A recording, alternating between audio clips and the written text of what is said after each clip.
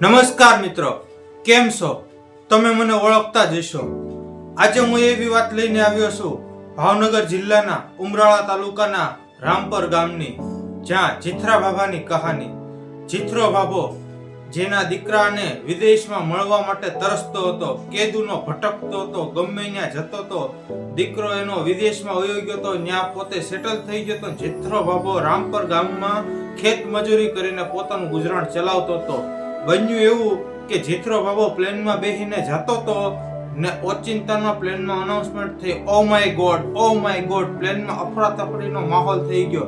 તો આખી વિગત શું છે, આખી ઘટના શું છે, આ સનસનીખેજ ઘટના હું તમારી સામે લઈને આવ્યો છું, જેથી તમને પણ પ્લેનમાં બેઠતા પહેલા જો બીક લાગતી હોય તો આ વિડીયો ધ્યાનથી જુઓ. વિડીયો ગમે તો લાઈક અને ચેનલ સબસ્ક્રાઇબ. આ વિડીયો તમારા મિત્ર સુધી અવશ્ય પહોંચાડો, જેથી પ્લેનમાં બેહવાની બીક હશે ને ઉડી જશે. તો ચાલો વિડીયો સ્ટાર્ટ કરીએ. મિત્રો, આ વાત છે ભાવનગર જિલ્લાના ઉમરાળા તાલુકાના રામપર ગામની, જ્યાં જીથરો બાબો ખેત મજૂરી કરે અને પોતાના ઘરનું ગુજરાન માંડ કરીને ચલાવે. એનો એકનો એક દીકરો હતો જે વિદેશમાં જઈને સેટલ થઈ ગયો હતો. વાર તહેવારે ક્યારેક એના ફોન આવે, પણ જીથરા બાબાનું મન બહુ ઉદાસ હતું, બહુ એના છોકરાને મળવા માટે તરસતો હતો. ગામમાં દરેક વ્યક્તિ જોડે મળ્યો હતો કે વિદેશમાં જવા માટે શું કરવું, પણ જીથરા બાબાને વિદેશમાં જવા માટે પ્લેનમાં બેસીને મુસાફરી કરવાની હતી. જીથરા બાબાને પ્લેનમાં બેસવાથી બહુ બીક લાગતી હતી, અસહ્ય પ્લેનમાં બેસવાથી ડરતો હતો. પણ વિદેશમાં જવા માટે પ્લેન સિવાય કોઈ એની પાસે રસ્તો નહોતો. એકવાર બહુ મહેનત કરી અને ખૂબ રૂપિયા ભેગા કરીને એણે ફૂલ હિંમત જુટાવીને જીથરા બાબાએ પ્લેનની ટિકિટ લીધી અને પ્લેનમાં મુસાફરી કરવા માટે ચડ્યો. જેવો પ્લેનમાં ચડ્યો, જીથરા બાબાની ફૂલ બીક લાગતી હતી. એકલો જીથરા બાબો ખૂબ ડરતો હતો અને પરસેવા રેબઝેબ હતો, કારણ કે પહેલી વાર એને પ્લેનની મુસાફરી કરવાનો આનંદ મળવાનો હતો. પણ જીથરા બાબાને તો ઓલરેડી બીક લાગતી હતી, એટલે એ બીકના કારણે ડરતો હતો ને કાપતો હતો ને પરસેવા રેબઝેબ હતો. થોડીક વાર થઈ એટલે પ્લેનમાં બેઠો અને અનાઉન્સમેન્ટ થઈ કે પ્લેન ઉડાન ભરવાની તૈયારીમાં છે. પ્લેન ધીમે ધીમે ચાલવા લાગ્યું ને થોડીક વાર રહીને ઝટકો લાગી ને પ્લેન આકાશ તરફ વધવા લાગ્યું. આકાશમાં વાદળોની અંદર પ્લેન છુપાઈ ગયું ને ફૂલ સ્પીડમાં પ્લેન હાલતું હતું.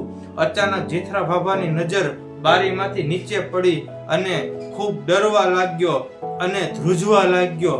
પ્લેનમાં એનું બીપી હાઈ જેવું થવા લાગ્યું. બધાએ એની ખૂબ સાવચેતી રાખી, બધા એને ખૂબ મનાવતા હતા કે ભાઈ તમે બીઓમાં આપણે સ્વેચ્છાએ ને સલામતી રીતે પોગી જઈશું. જેમ જેમ પ્લેન અંદર જતો હતો એમ જીથરો બાબો બીતો જતો હતો. ખૂબ ઉડાન ભર્યું બલૂંગે પ્લેને બલૂંગ ભરી ઉડાન થઈ અને અચાનક જ્યારે પોગવાનું આવ્યું અને પ્લેન જ્યારે લેન્ડ થવાની તૈયારી હતી, અનાઉન્સમેન્ટ થયું કે પ્લેન થોડીક વારમાં લેન્ડ થવાનું છે, એમાં તે ઓચિંતાનું અનાઉન્સમેન્ટ થઈ, ઓ માય ગોડ. એટલે પ્લેનમાં અફરાતફરીનું માહોલ, કોક માણસ આમ ભાગે, કોક આમ ભાગે. એમાં જીથરા બાબો ફૂલ પરસેવા રેબઝેબ ને બીપી હાઈ થઈ ગયું અને બેહોશ થવાનો જ હતો. પછી જીથરા બાબાએ હિંમત જુટાવીને ડાયરેક્ટ પાયલોટની કેબિન તરફ જઈને જોયું તો પ્લેન આરામથી આકાશમાં ઉડતું હતું. એટલે જીથરા બાબાએ પાયલોટનો કાંઠલો પકડ્યો અને કીધું, હું તું ઓ માય ગોડ કરે છો? તને શરમ નથી આવતી?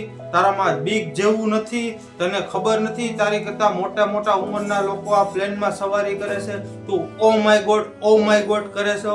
ત્યારે પ્લેનના પાયલોટે હસતા મોઢે જવાબ આપ્યો, ચીલ દાદા, ચીલ.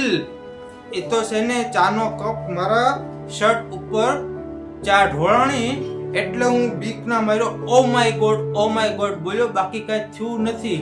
જીથરા બાબાએ 2 થપ્પડ પાયલોટને આટીને કીધું કે તારો શર્ટ બગડ્યો, એમાં તું ઓ માય ગોડ કરે છો? અહીંયા મારું આખું ધોતિયું બગડી ગયું તો હું એકવાર કે ચૂ નથી કર્યો. શરમ જેવું છે કે નહીં? તું માણસોને આમ ન મારી નાખીશ.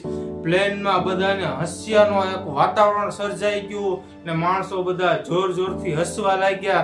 તમે પણ આ વિડીયો સાંભળીને હસવા લાગ્યા હો તો એકવાર વિડીયો અવશ્ય લાઈક કરજો, કારણ કે આપણા વિડીયોમાં તો આવા અતરંગી વિડીયો આવતા રહેવાના છે ભાઈ. મોજ કરો ને મોજ કરાવો. થેન્ક યુ, ધન્યવાદ.